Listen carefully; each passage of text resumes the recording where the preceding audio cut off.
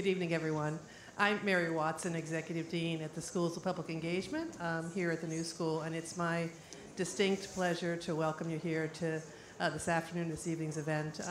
We're very excited about our partnership with Penn and the work that that this particular series of days are bringing to us, especially the events we have tonight that you're here for. So we're here in this first event to hear about matters of offense, and then later on tonight, following this event, which you'll hear about a bit more in a moment, we'll be over at the Tishman Auditorium, which is over on 12th Street, for the Arthur Miller Freedom to Write lecture with Ta-Nehisi Coates. So we invite you to welcome us at that event as well.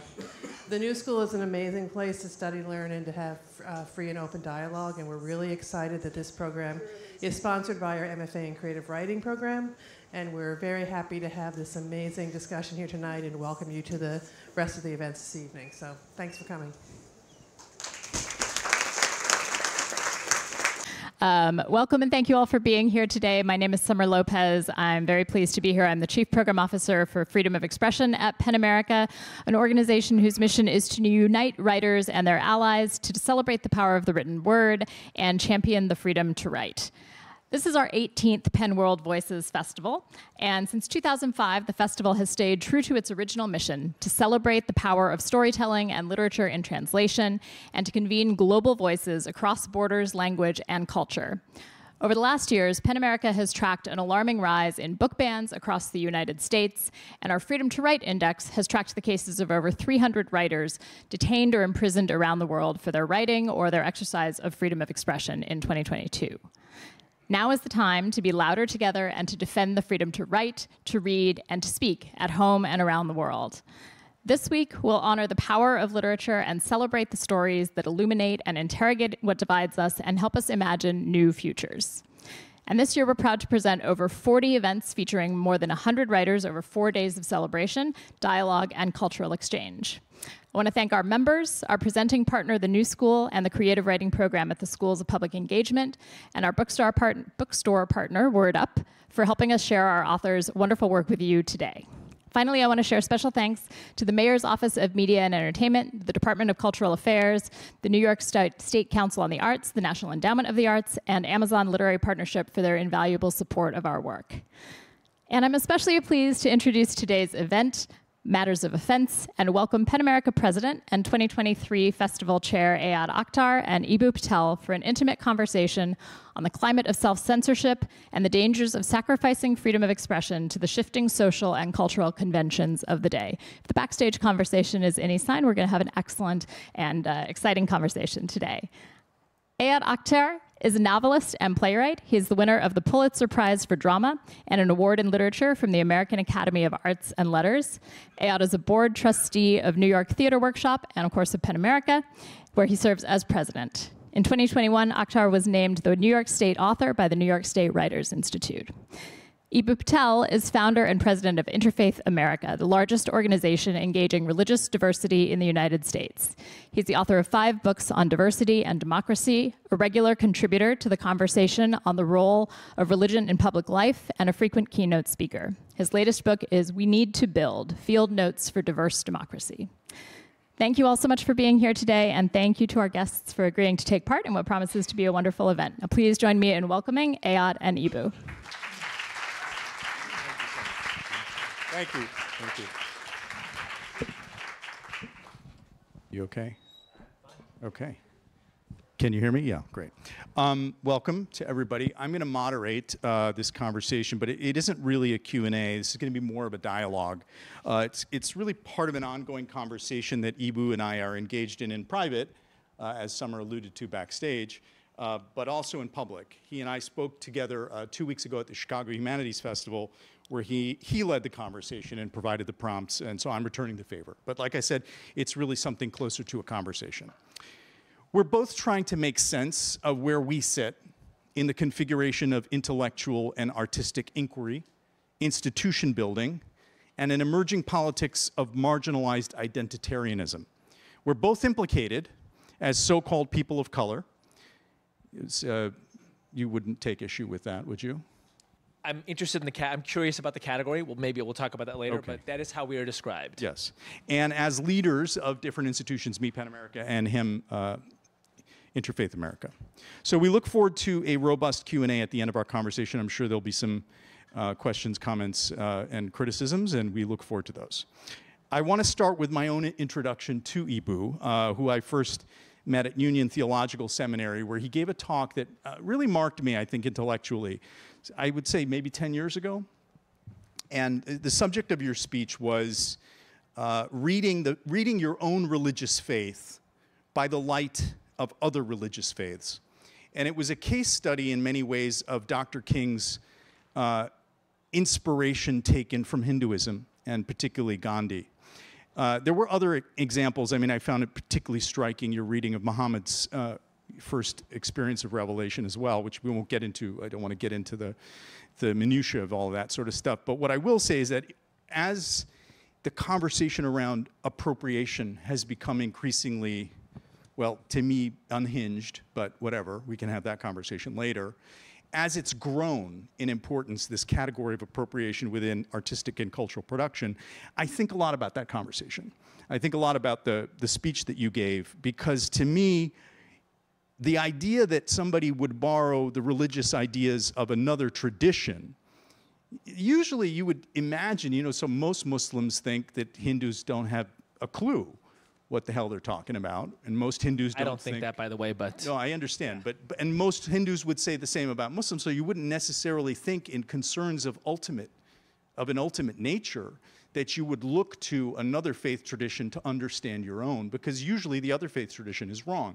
I understand it's a sort of simplistic reading, but it was one of the contradictions and paradoxes that really did strike me. So I'd love you to tell us a little bit about that talk. So, by the way, thank you for coming. I've been excited to do this for some months now. And Ayad, thank you so much for being in conversation with me, both privately about these issues and in public. So, look, it is impossible to understand the Reverend Dr. Martin Luther King Jr. without the influence of Gandhi and Hinduism, right? And there's a particular actually moment in which it is most striking, which is when King is a seminary student at Crozier Theological Seminary in Pennsylvania, and he goes to a talk on Christian love at Friendship House in Philadelphia by a great Black intellectual named Mordecai Johnson, and Johnson presents as the epitome of Christian love in the 20th century, Mahatma Gandhi. And it totally revolutionizes King's understanding of both nonviolence and Christianity. He had understood the kind of Jesus nonviolence ethic as relevant to only friends and family. And because of the example of Gandhi, and particularly Mordecai Johnson's way of framing him as the most Christ-like figure of the 20th century, right? Now, it's interesting. Is that appropriation?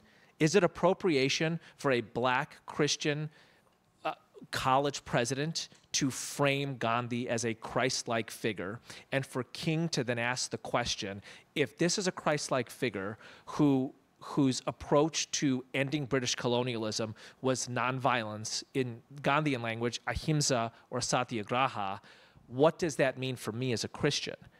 I look at that and I think of that as part of the beautiful process of cultures and religions learning from one another. But as you say, Ayad, I think in our contemporary era, the knee-jerk understanding, the kind of default dogma, if you will, is that it's appropriation.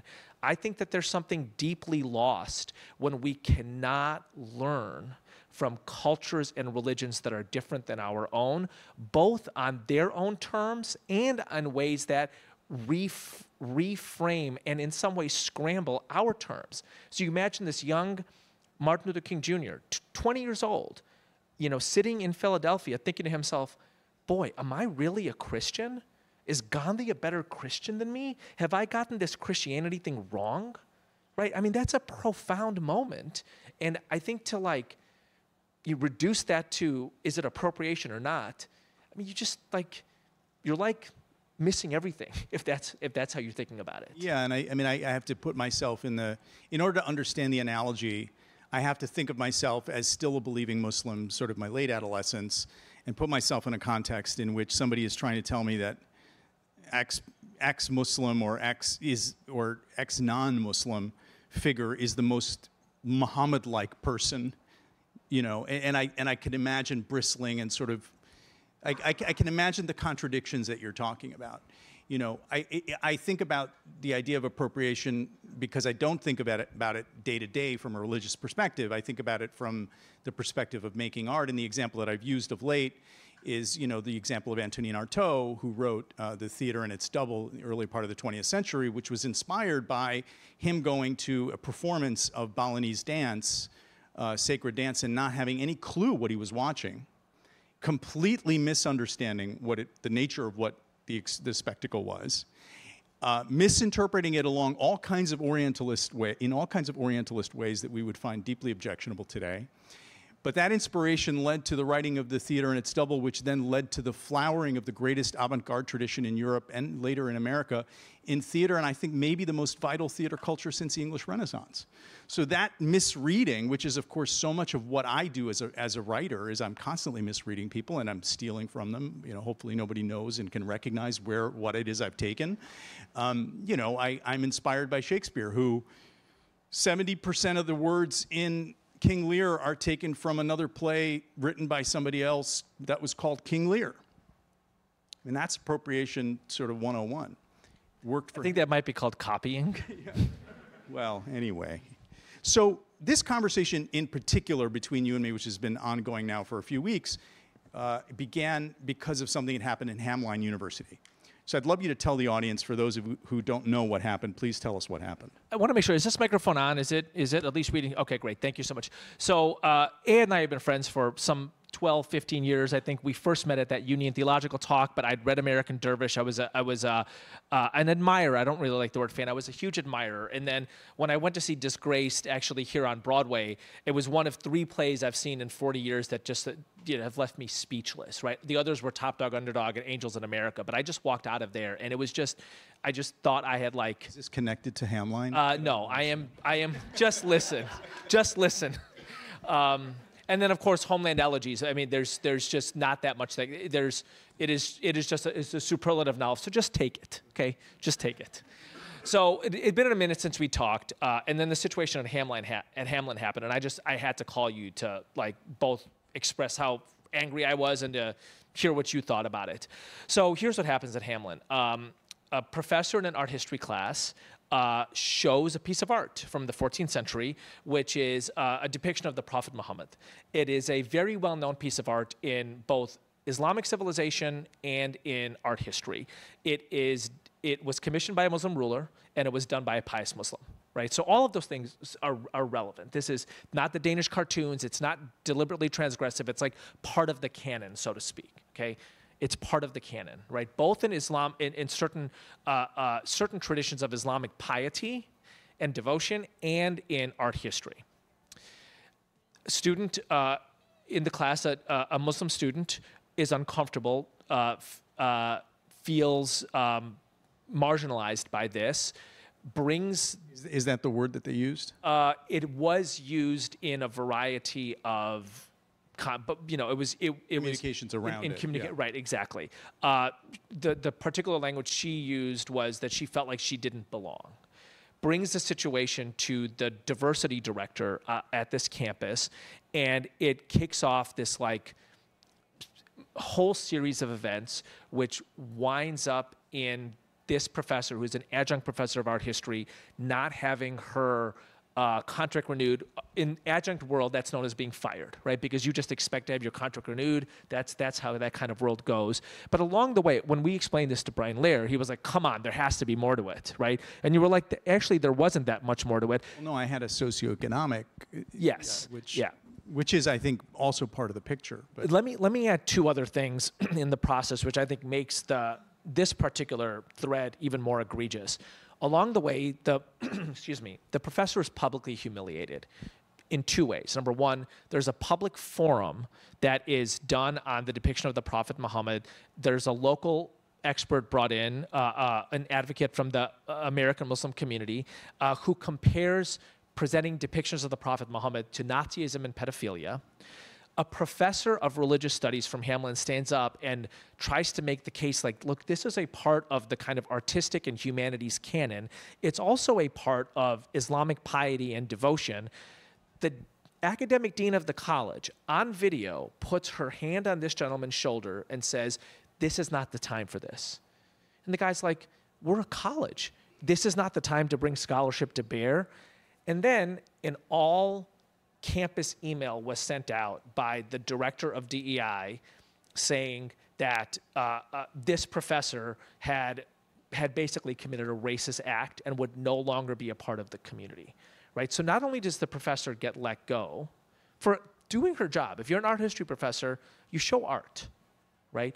But she is like, and I think there was a warning also at the top of class. 2 warnings, one in the syllabus and one at the top of class. And so, you know, I was like, this for me, like you couldn't, even a novelist of your talents would have had quite the time articulating a case that I think so perfectly encapsulates what I think are the excesses of our era. It would only work in satire, I think. Yeah. So, I mean, you have, I think, you know, in our conversations, you kind of agree with the set of things I say, and also there's other things that are important. Well, I think the context that Lair didn't have, was confused about, that this didn't seem like enough of a reason to fire somebody, and obviously there must be more to the story. You know, 30% of the student body is East African Muslim. It's a university that relies on tuition much more so than some of the larger institutions that have endowments. So there's a customer service dimension to the pedagogy and having to service that. I think that is probably part of the story. I mean, I think the thing that you and I, when we spoke about this, didn't fully see eye to eye on, and you didn't get into this in your resume with the audience, which is that you felt that the problem was that there were a group of students, Sunni probably, who were speaking on behalf of all Muslims. Do you want to speak a little bit about that? Yeah, I think there are 3 or 4 things that disturb me about this, and just to kind of get to the heart of the matter, including, I think, some of the controversial dimensions that you and I have been more and more willing to talk about. The reason I think that this kind of encapsulates what I would call the excesses of our era is that if your situation is, if there is an opportunity to frame the situation as there is a racist and a victim, right? If you can kind of frame it in that dogma, I have found a racist and I found a victim, everything else stops. Everything else stops. As everything stopped in the room, suddenly people are paying attention. Yeah. So this student is the language of our moment. Right.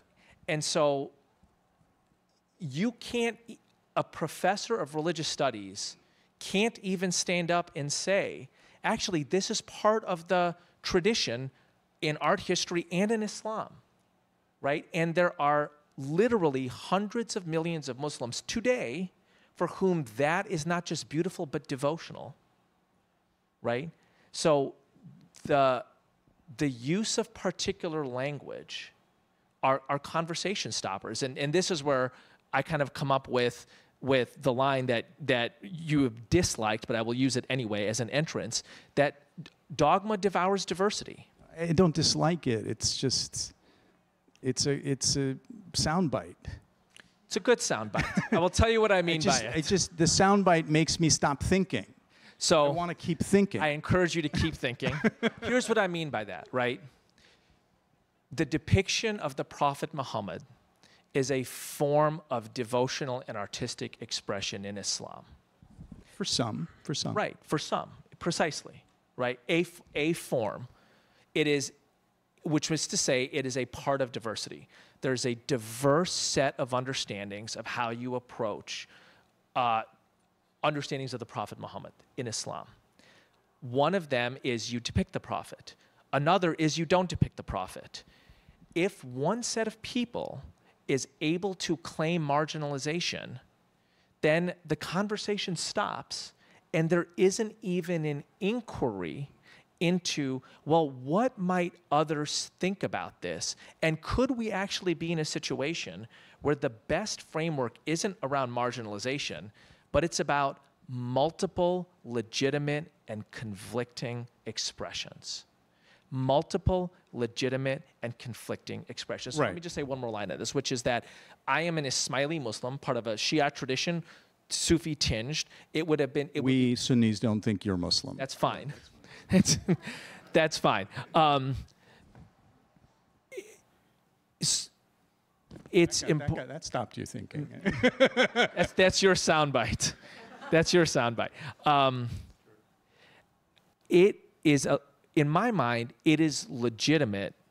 It is a legitimate thing for somebody to say, for a Muslim to say, you shouldn't depict the Prophet Muhammad. I understand that. I respect it. That cannot stop somebody else from depicting the Prophet, right? So diversity is not just the differences you like.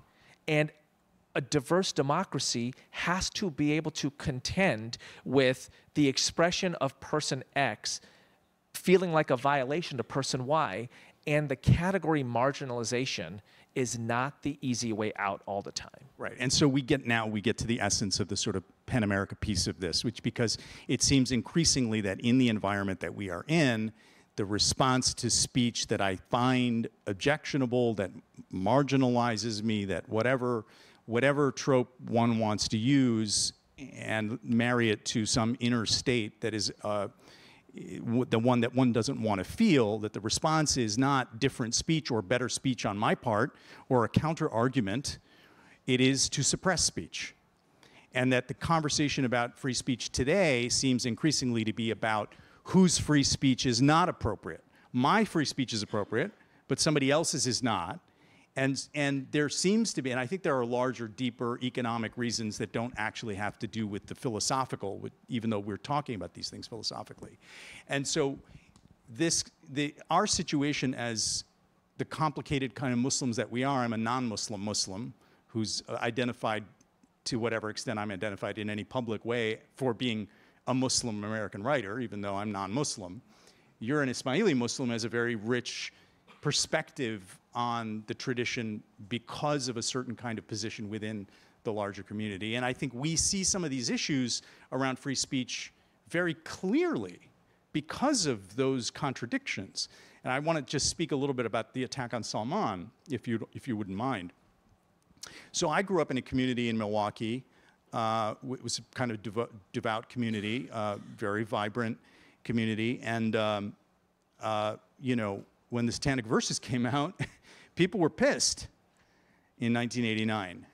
You know, they were angry and deeply offended.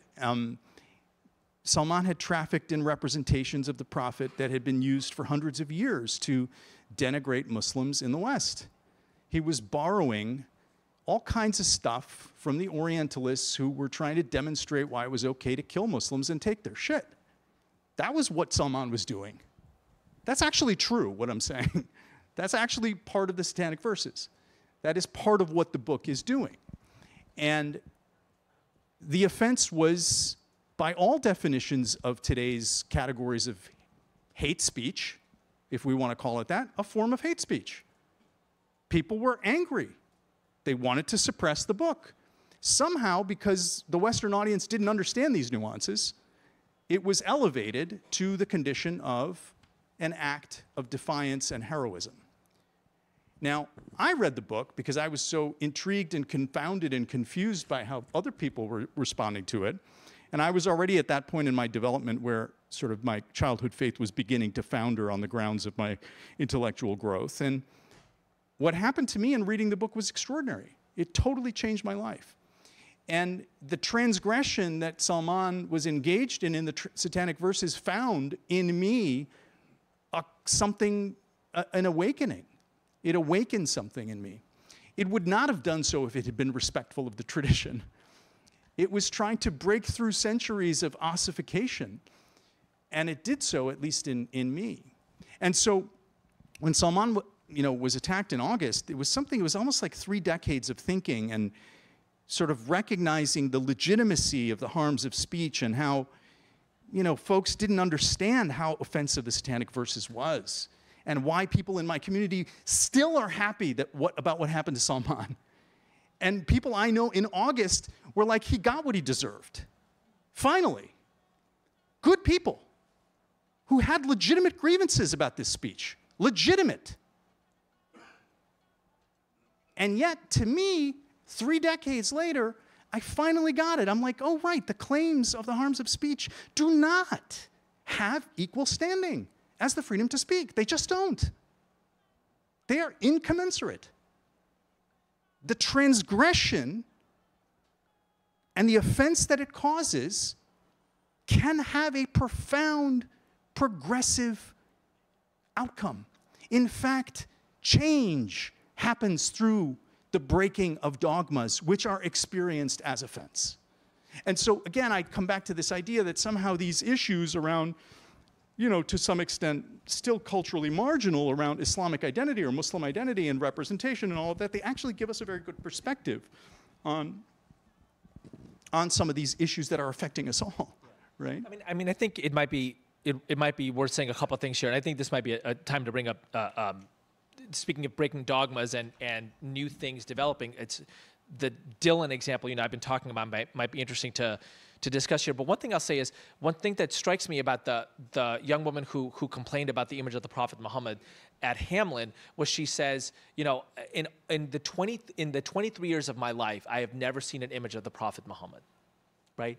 And I look at that and I think to myself, well, what college is supposed to do is to introduce you to dimensions of your tradition you wouldn't have learned at home. That's what otherwise, and it honestly kind of concerns me. I feel like that's a little bit of an atavistic view of college these days. I mean, that's not really what college does anymore. That's what the humanities are supposed. That's like you study the humanities. I don't think you take out $70,000 in debt, and I don't think sort of you're lured by images of facilities and endless talk of approbation and the future and feeling great, and you know the faculty is really prestigious. And I mean, I feel like you're advertised, you're brought in, you're turned into a customer, and you know what? Give me what you told me I was paying for. I don't think, and I think the extent to which that runs against, you know, that means that sort of challenging the student in the classroom has become perhaps less central to the educational process. It seems to me. I could be wrong, but that's from the outside and from my experiences in higher education. That's my experience. So let's underscore the word "supposed to" for a second here, right?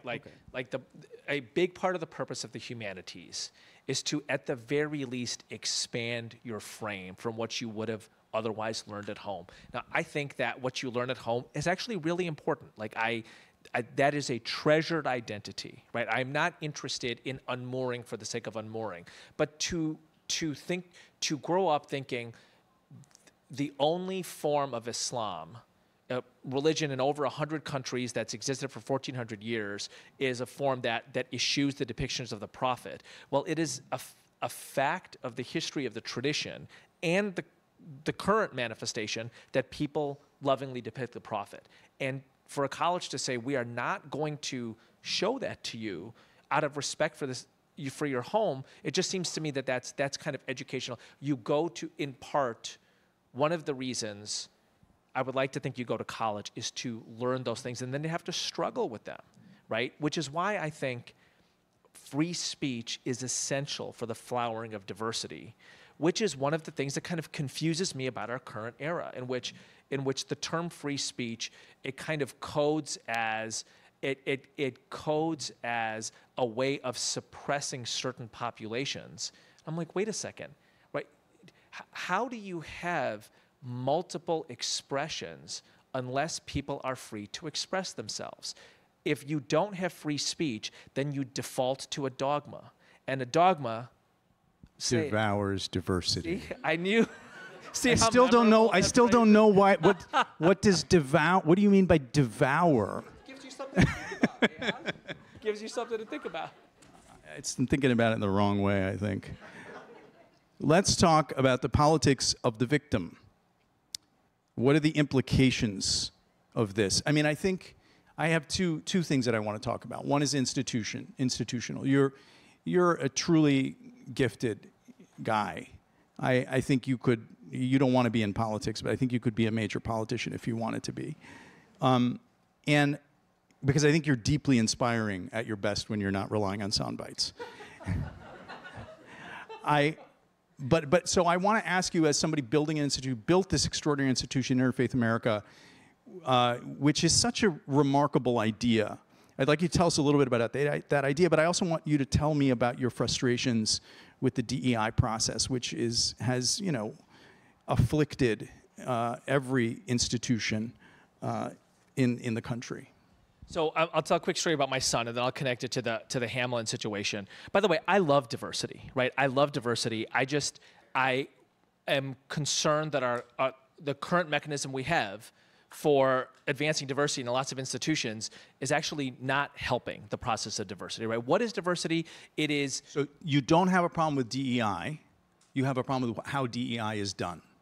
Yes. Okay. Yes, and the way that I would say it is like there's a restaurant that's opened up in every town in America, and it is thankfully serving diversity work. It's just serving the wrong type of food on this, but it could easily serve a different kind of food, right? So I'm very hopeful about this, but let me tell it in this form of a story. So my son I run a diversity organization, right? That's what I do. It's called Interfaith America. It's the largest interfaith organization in the United States. Something that lots of people don't know, but I find really inspiring. The United States is the most religiously diverse nation in human history, most religiously devout nation in the Western Hemisphere, world's first attempted religiously diverse democracy, right? So how we kind of nurture this religious diversity really matters. And to just double click a little bit more, religious identity is probably the most important identity in American law, from the Constitution to the Civil Rights Act to the Religious Freedom Act of 1993. It is the most important identity in our civil society. If you think about what the kind of founding identity of the YMCA is, or Habitat for Humanity, or Catholic Charities, or the Salvation Army, or half of our higher ed institutions, or a significant number of our hospitals, it's religious identity. The point is, it's an enormously important dimension of identity. Engaging it in a positive and proactive way really matters. That's what we do at my organization. So I have a strong stake in diversity work that's well done. It's a huge part of what we do at the organization. And I am concerned about the mechanism as it currently is, but hopeful about what it might be in the future. And so this is my quick story. So my son does a diversity fellowship through the Chicago Public Schools a couple years ago. He comes home to me one day and he says, Dad, how come only the straight, white, Christian boys get to call themselves privileged? Okay, so I'm going to repeat the line, right? How come only the straight, white, Christian boys get to call themselves privileged? And something like in saying that, it put a finger on what like deeply disturbs me in my gut about the current DEI framing. So we're Ismaili Muslims. I'm an immigrant from India. All we talk about in our home is how privileged our kids are. All we talk about, and not in a scolding way, but in an elevating way. You are so privileged for being Muslim. We have God's final prophet. We have God's last revelation. You are so privileged for being an Ismaili. You have God's true guide on earth. You are so privileged for having an Indian heritage. It is a nation and a civilization of the most beautiful fashion, of the most flavorful food, of the most interesting literature, right? There's nothing in here about socioeconomic class, although we're privileged that way also. We're constantly talking about the privileges of our culture and our religion.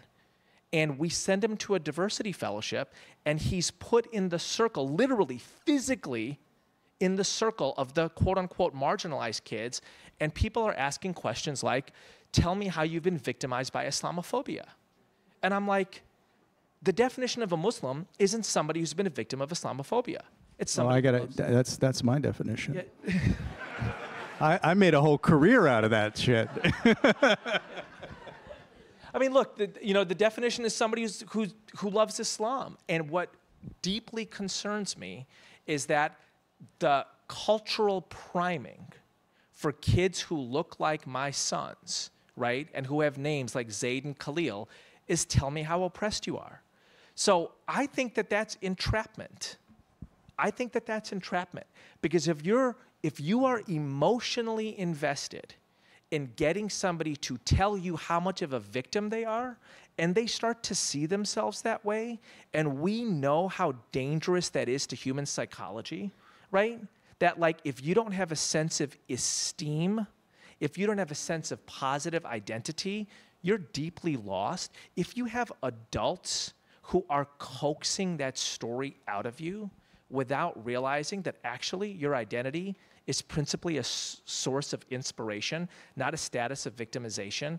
If your parents are constantly telling you how beautiful your identity is, and your teachers who've gone through some training are constantly telling you how oppressed you are, like that's not just kind of, I kind of don't agree with that. Like, I kind of think that's malpractice. I hear you. You know, it's interesting. I'm listening to you as a leader of institution, and there's also the artist that's listening to you, and I think to myself, well, that's not an uninteresting dramatic circumstance. I mean, I wouldn't mind writing about that. You can write about that. So it doesn't maybe bother me quite as much as it does you. But then I think about from a dramatist point of view, you know, I am noticing, because I made this decision when I was much younger that I was going to apply my trade in the market, that I wasn't going to, you know, take an academic sinecure, and I was going to force myself to make a living by my pen, because I knew that that was going to make me a better writer. It was going to force me to be in contact with the audience at a time when, if I was not, then I wouldn't be as sharp. And so I have, one of the things, especially working in television over the last 3 years, as intensely as I have, one of the things that I'm sensing as the data is increasingly making creative decisions at the executive level. Folks have access to data, to keyword searches, to understanding what is driving audience. It's not really engagement, it's how long they leave it on, right? A lot of times they're not that engaged. But a lot of times there's a feedback loop now where the data people are taking the jobs of the creatives, and it's a real crisis going on in Hollywood in so many ways. But one of the messages that I'm getting from the audience is that there is a paradigm shift underway, and the central protagonist of social experience is increasingly the victim, not the hero, which is interesting because it's an interesting dramatic conundrum, because the victim, by definition, from a story point of view, everything that's interesting about the victim has already happened. It happened in the past.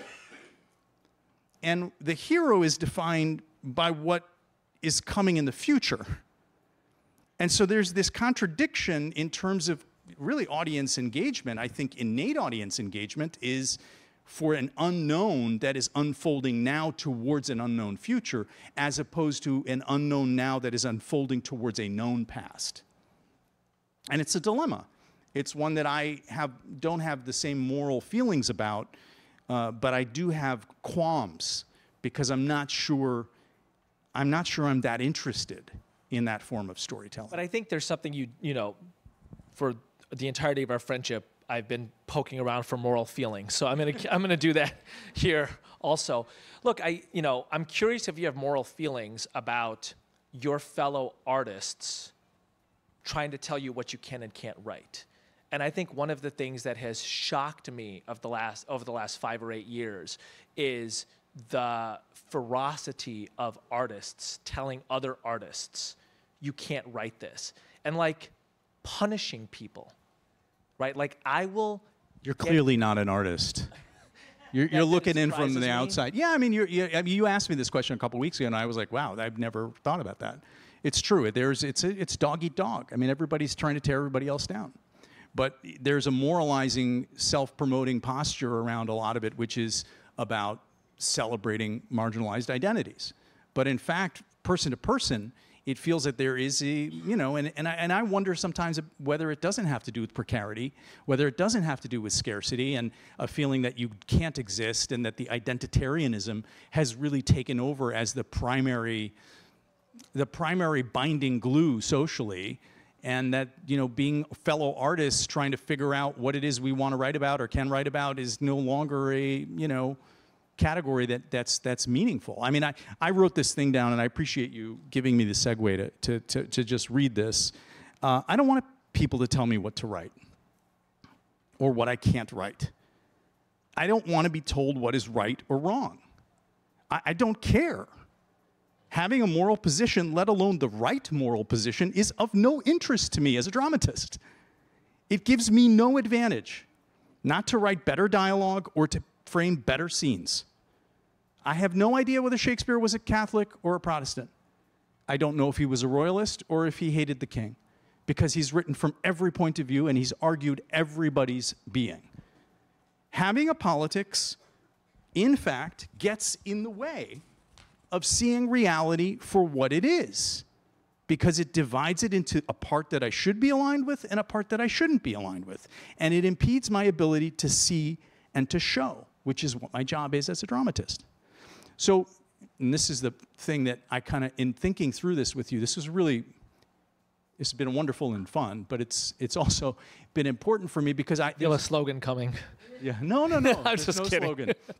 There's a bit of an epiphany coming, which is that I've always been uncomfortable in this role as president of Penn because I'm an artist. What am I? I'm supposed to stand for something? What do you mean? I don't want to stand for anything. I'm not about standing for stuff.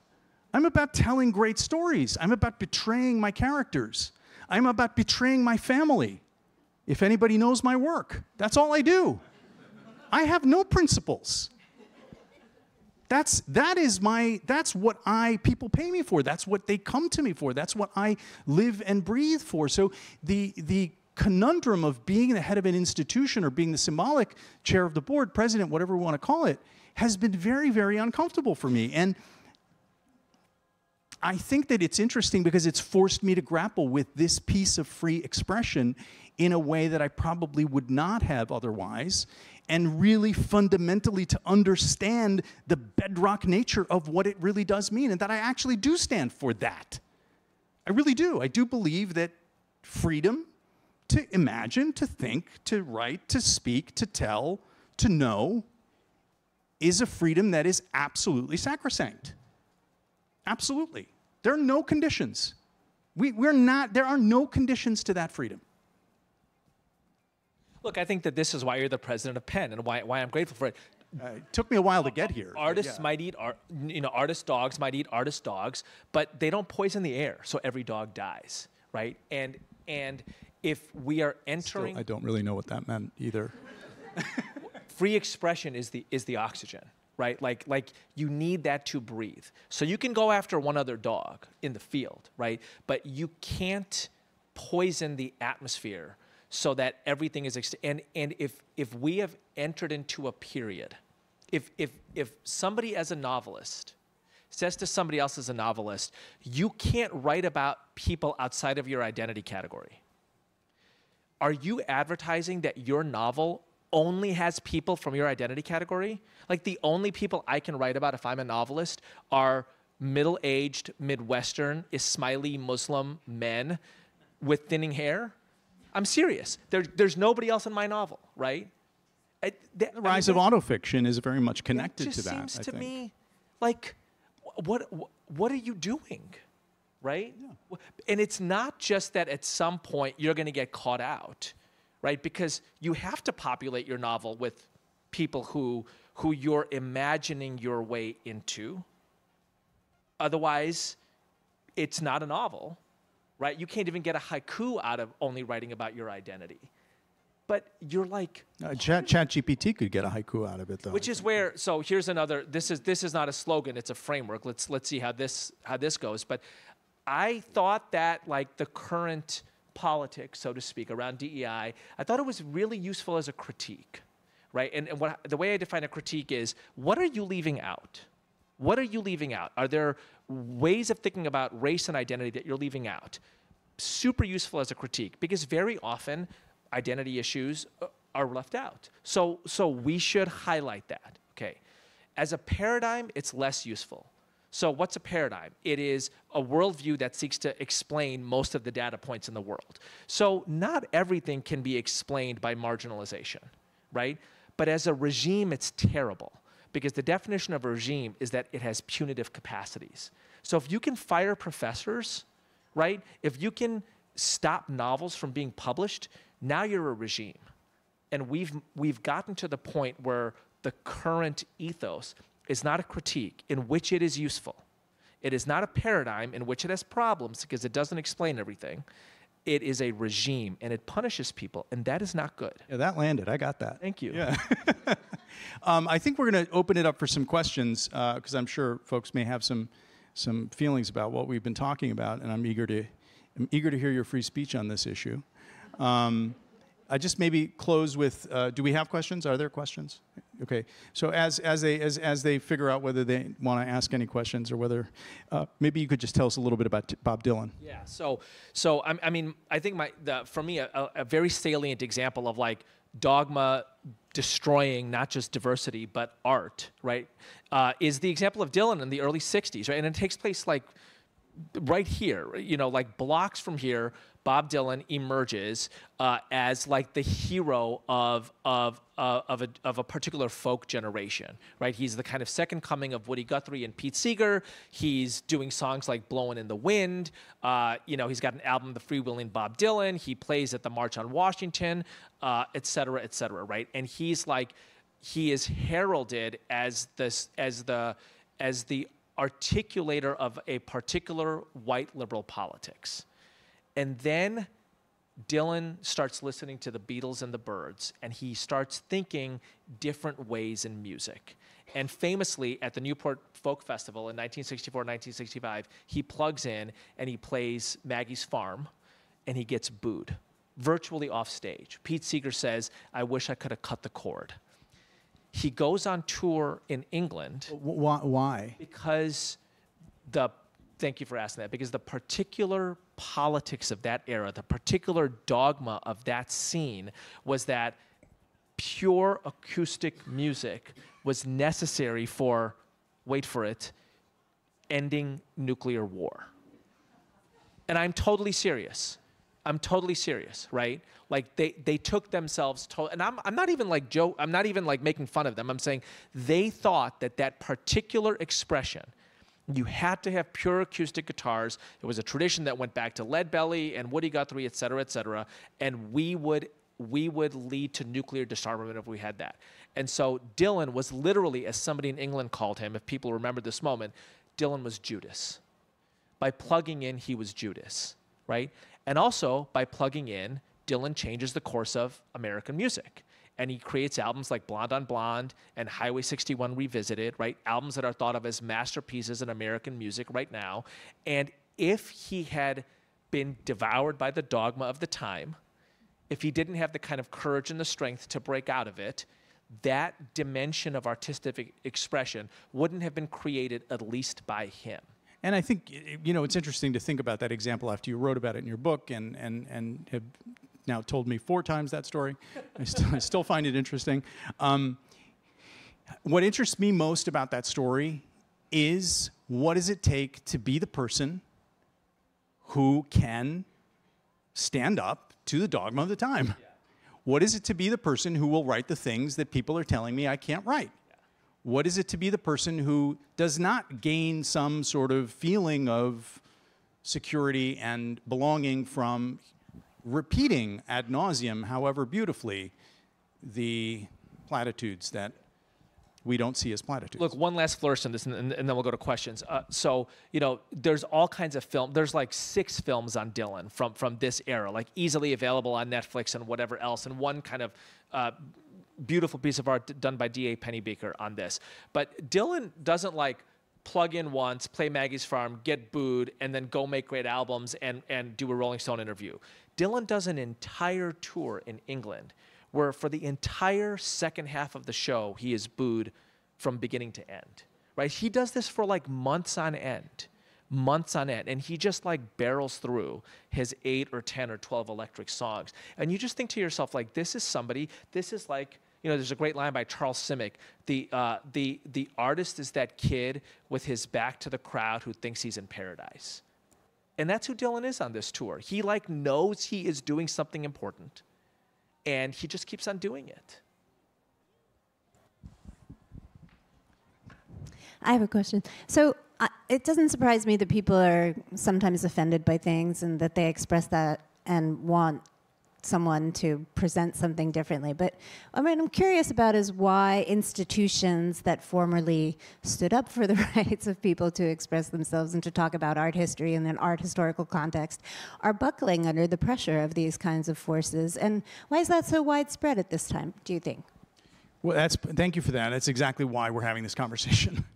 I'm trying to figure out a way to hone a language that I can go public with, because I have conversations with people who run institutions privately who seem to understand the stakes, but are worried.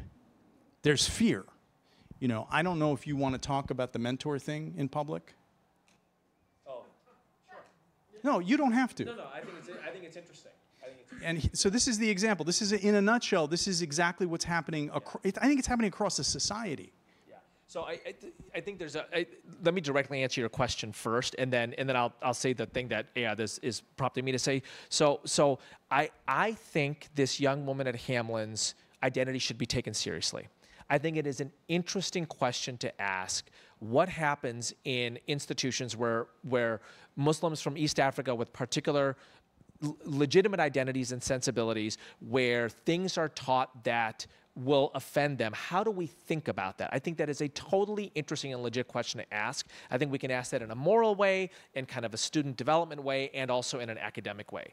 I think to go from asking that question to a regime that fires a professor, that's what I find, like, what are we doing, right? So, and the velocity at which that shift happened from the question was never asked, which I think is wrong, right?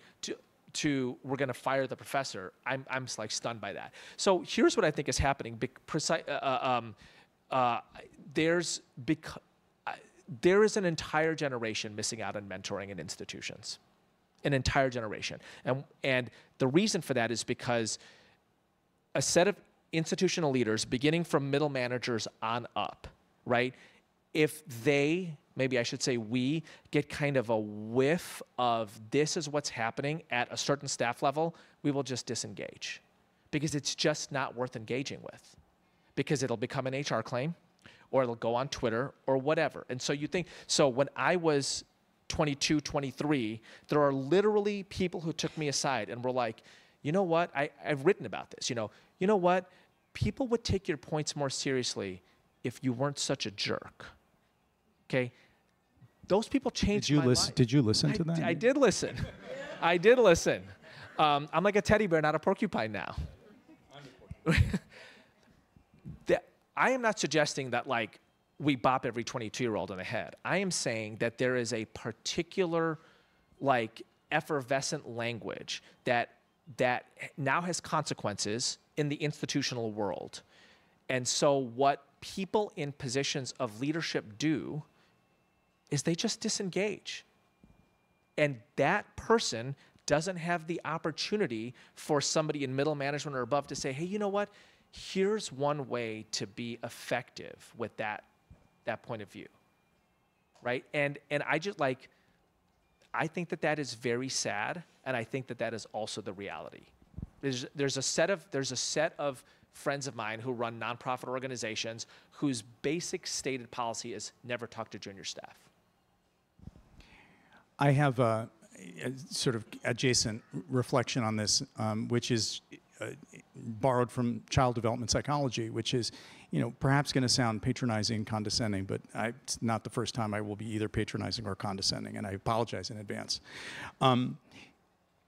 I think that there is a process, part of the developmental process, and Winnicott talks about this with some eloquence, in which there is a need to express hatred toward the primary caregiver, and that if that hatred is received by the primary caregiver without a change in behavior, that enables individuation. And what I see happening in institutions is institutions, as locuses of power, are not standing to receive the hate. They don't want the hate, so they disengage, meaning the hate is expressed and there is a change in behavior, which is what Winnicott says is so damaging. So I do think that this is, I don't blame the younger generation for this. In a way, I feel like it's our fault that we're not, and this is something I say at Penn, I say it to Suzanne constantly, we've got to receive the hate.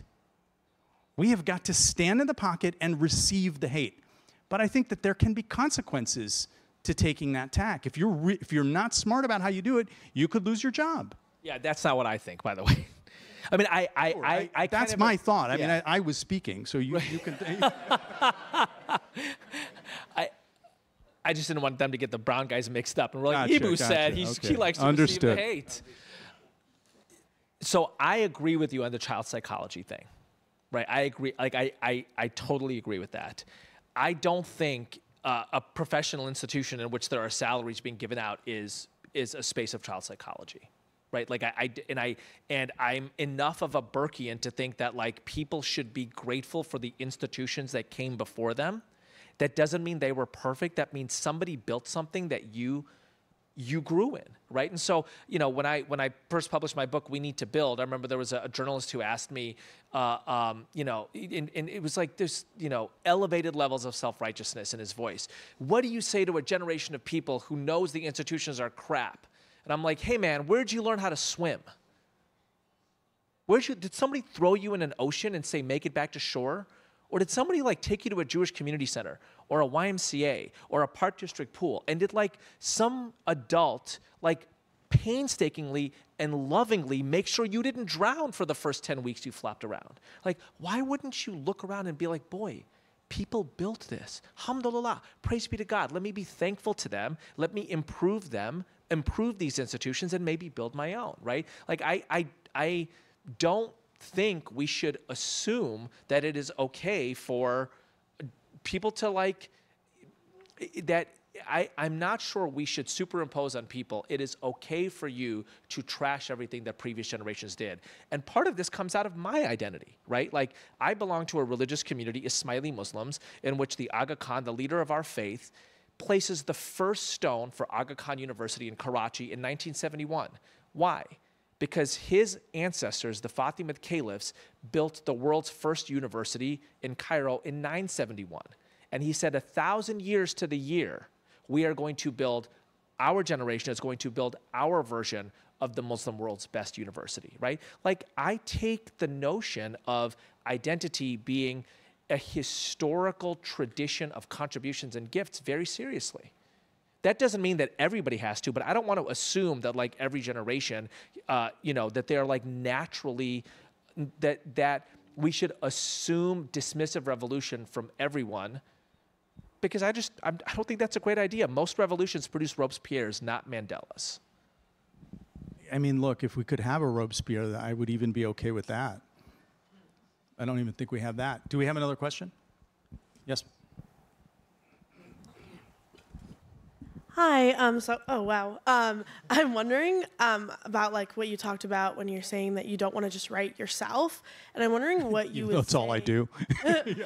With like what you would say to the idea that like a lot of people are gaining what knowledge they have about marginalized identities from art, and about the criticism that we should be making space in art for those marginalized identities to speak for themselves. Yeah. So I don't have popular views on this, and I apologize in advance, and I'm not speaking as president of Penn. I'm speaking as me. You got to give the audience pleasure. I'm a dramatist. They got to feel that they want to buy a ticket. They got to get something from it. That's incumbent on you as an artist. It's not incumbent on somebody to give me the space to do it. I've got to figure out how to do it.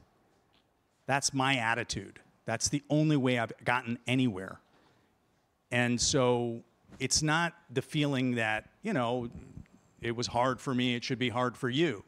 It's that, I look at the great Jewish American comics. I see this sort of tradition coming out of the early 1900s through the Catskills into mainstream comedy, and now defines a central sort of way of thinking about American reality. That's a long process of nobody's saying, give me a place because I'm Jewish. They're just telling better jokes. And then Seinfeld and Larry David write the greatest sitcom in the history of the form. And it changes the way that we talk and think about our lives as Americans. So that process is a painful process, and one that requires immense sacrifice. I mean, I was insolvent in my late 30s, divorced because I was a narcissistic, obsessive artist wannabe. I had no agent, I had no prospects.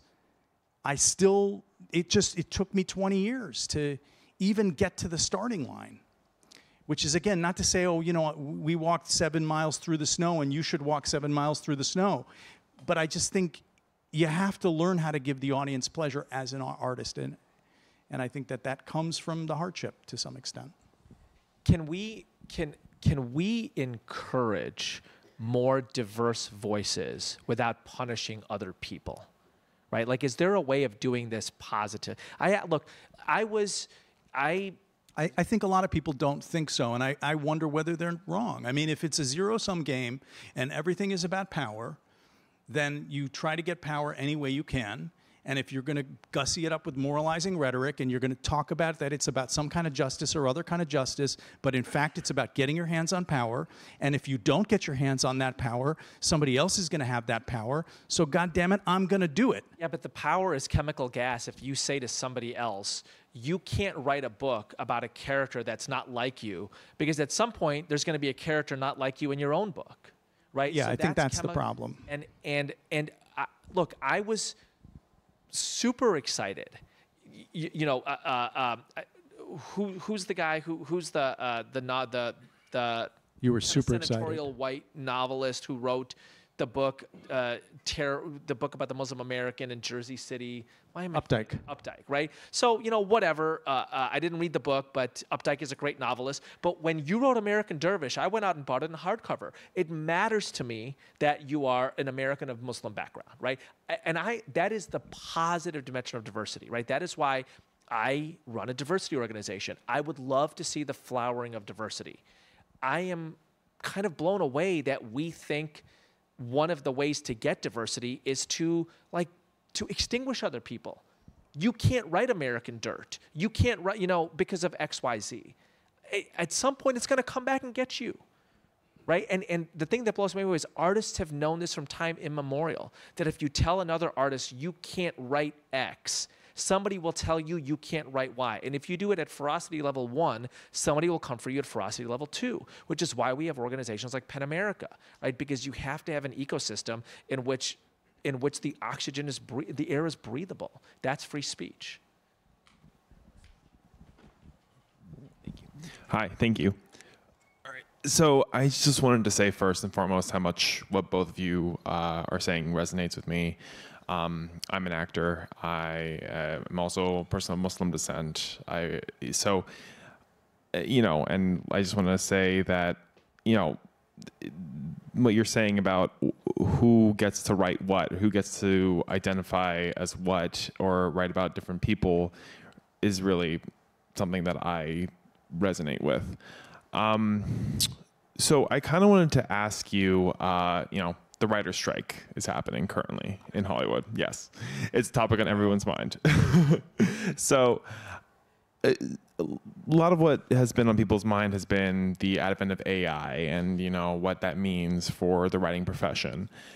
And an aspect that I'm wondering about sitting here listening to you is, what do you think the impact on it's going to be on the content that, media companies put out? Like, do you think that AI might be a tool, for example, to put out content that is very risk averse, that's doesn't offend anybody, because we know sometimes companies don't want to offend anybody. So how much do you think that's going to have an impact? Thank you for that. So I do think and this is my what was the soundbite? I've got a soundbite that I use. And my soundbite is that I feel like I worry we're entering an era of socialist realism without the genocide. Socialist realism, the era, sort of, Stalinist era of codified forms in which it was appropriate to say certain things and not appropriate to say others. In this case, we're entering potentially an era of Stalinist realism without the genocide, and the Politburo is AI, is ChatGPT, is the codification of locutions, representations, ideas, because it is financially, there are companies that are in charge of that are financially liable for not hewing to certain. And so I think we're in a very real, as far as the AI, this is not exactly what you're talking about, but I do want to give you a picture of what I think is actually happening. I have a friend in Hollywood who runs a production company that's smaller than A24, but bigger than a company you would never have heard of. He hired someone about 4 weeks ago to figure out how to use ChatGPT 4.0 API to output scripts based on prompts.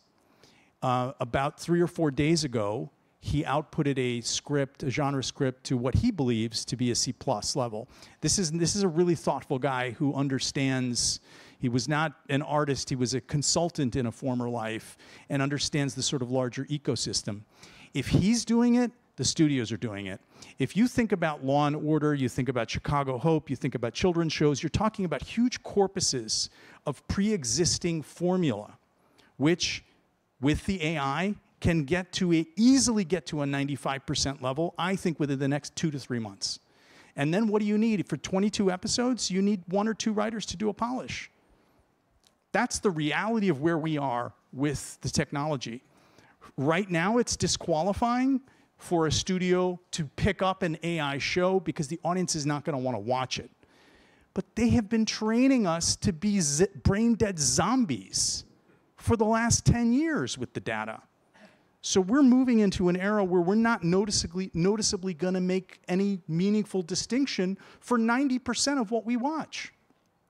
Sure, everyone says Succession, they can't write Succession. It's like 5 Successions.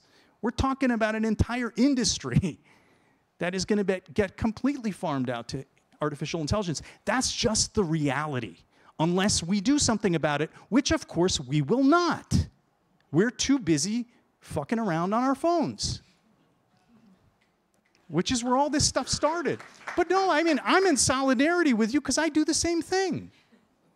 This is the future, and I think the competitive advantage for writers is going to be figuring out how to use the technology. It's going to be it's going to be a force multiplying factor for, those who can figure out how to use it meaningfully. That's not my PEN America position on this. So I think we have to wrap up. Thank you for coming. Lots of events ahead over the next few days. Please don't miss them.